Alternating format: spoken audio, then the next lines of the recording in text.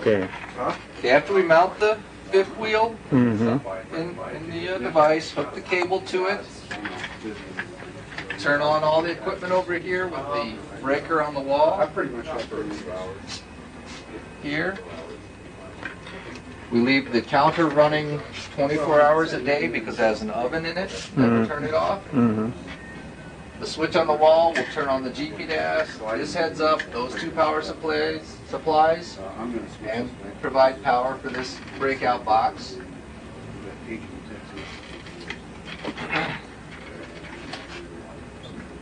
We have to turn on the GP dash after we connect the cable to the wheel. Okay. We did not do that, so I need to turn the power off. The switch is in the back. And back on. It has two beeps. That was the first. And that's the second. That means it has read the calibration codes from the fifth wheel. When we turn on the laptop, it defaults to the GP-DAS controller software. We're going to then select the GP-DAS controller. It says down here, use the return button to select what you're highlighted. It flashes to the screen. It tries to communicate. It did communicate, so it moves to this next configuration screen. The program we're going to use is fifth wheel cal. So use the arrow button to highlight it and push enter to select it. It loaded it. It wants to know, wants you to name a file that all the information will go into. We don't care what file it goes into. Name it anything you want. It then says that file already exists because I keep using the same file over and over. I don't want to create a whole stack of files on the hard drive, so I just keep overwriting it. I select completely overwrite the current file, say enter. It comes up with a header data screen, which would be information on that file to help the engineer when you turn in your data. We're not turning this data into anybody, so we're not going to fill any of that out. We're going to read these selections off the bottom of the screen. We're going to use Alt-A, which is arm the next run. I press the Alt button and the A. And it comes up to what's called the armed mode. It's ready to take data. Okay. To take data, we're going to run that fifth wheel that we got all tuned. We're going to run it through 10-mile-an-hour increments. You read the speed it's going on the counter. Every 2.5 seconds it updates the speed. I change the speed with the arrows on this controller, up and down arrows. It does read a negative hertz. It doesn't make any difference. So I push the arrow up to get more speed, and approximately 8 hertz is 10 miles an hour. Straight 800 will not be exactly 10. It does not matter what hertz you are running the controller at. It only matters what speed the fifth wheel is turning. The calibrator is going 10.062 miles an hour. I can get a little closer to 10. I just bump the down arrow slightly and wait for the reading to change. Bump it slightly again.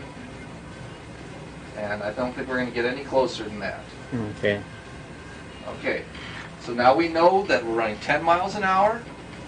We're going to push the start timer button up here, which will cause the GP-DAS to start taking readings. Okay. When I push start timer, it starts to record the distance and it displays what the speed is. We're going 10 miles an hour. And we went 145.8 feet. We would enter that into the cal sheet. If that show is on there. I would say I went 10 miles an hour and 145.8 feet. You can check to see that that's within specifications with this chart on the wall. It says 10, you shouldn't read more than 10.05 or less than this. Okay. And you shouldn't read less distance than that or more at 10 miles an hour. Okay. We're actually showing 1/10 of a foot over 145.8. We're showing actually 1/10 of a foot too slow. Always take a couple of readings. Don't just take one. You can have a bit of a goof on the accuracy. Okay.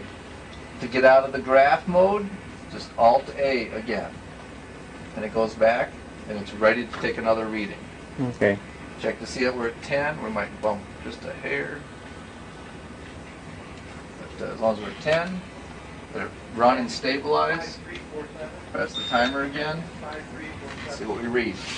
We're again displaying 10 miles an hour.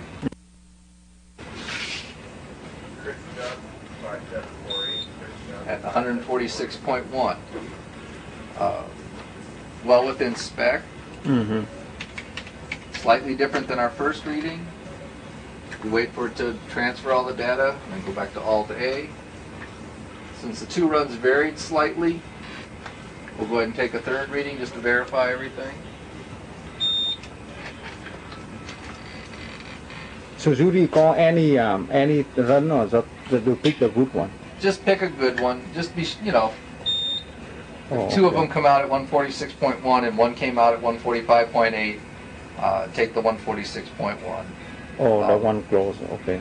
They'll almost always repeat each other, but there's some odd times in here where it takes a bad reading. It'll be off by a lot of feet. It'll be off, say, 10 feet or something. Okay. You'll wonder why that is. Just take a reading again. You'll see that it'll come out correct. Okay. We know the wheel is balanced and running right. We're going to go ahead and close the guard because we'll be taking up. It'll be running faster and faster just for safety. Oh. Okay, the first one you take a 10 mile per hour and you just... And wrote the feet. Okay. And if it had any analog output, we would have connected a multimeter to this lead coming out of the breakout box to be able to read the analog output, but this wheel doesn't have that. Okay. Okay, so now we're going to go to 20 miles an hour, again by running the arrows up Okay. arrow on the Okay. controller. Mm-hmm. Watching this display, this is what speed the calibrator is running, not the fifth wheel. The drum inside the calibrator is turning at that speed.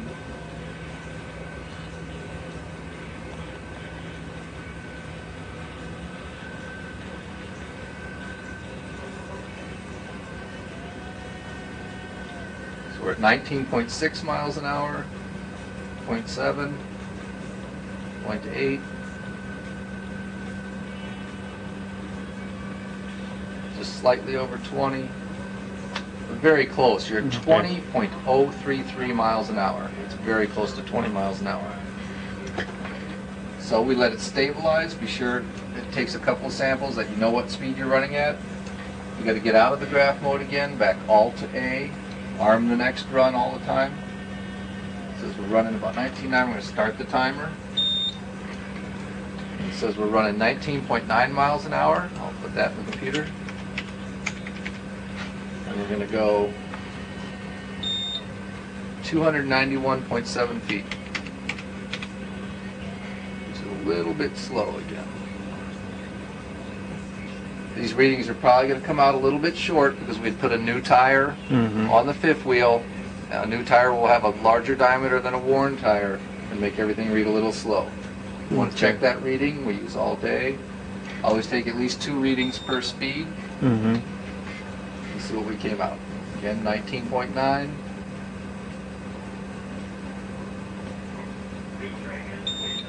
.8. Really no difference between the 0.7 and 0.8. Okay. We're just a slight bit slow, but that's what it's at. So now we're going to go on to 30. So we Alt-A. We don't care about the graphing; it just automatically does that. So every point you run like two data. Yeah. And you pick the good one, right? Right. And if you have a large discrepancy between the 2 data points, run a third or a fourth to be sure you're getting good data. Okay.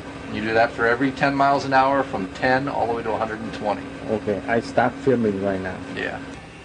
Okay, so the data is without spec. And how do you know the data without spec? Because you just look at the number, or? I was comparing the readings that we took with this chart. Okay. The center column in each row, this is the speed, this is the distance, this is the analog. Shows the minimum and maximum allowable readings at those speeds or distances. Okay. So say at 70, you can't be any slower than 69.65. Uh-huh. You can't read any faster than 70.35. That's Okay. a 0.5% margin of error. Okay. Same as the feet would have to be 1021.7.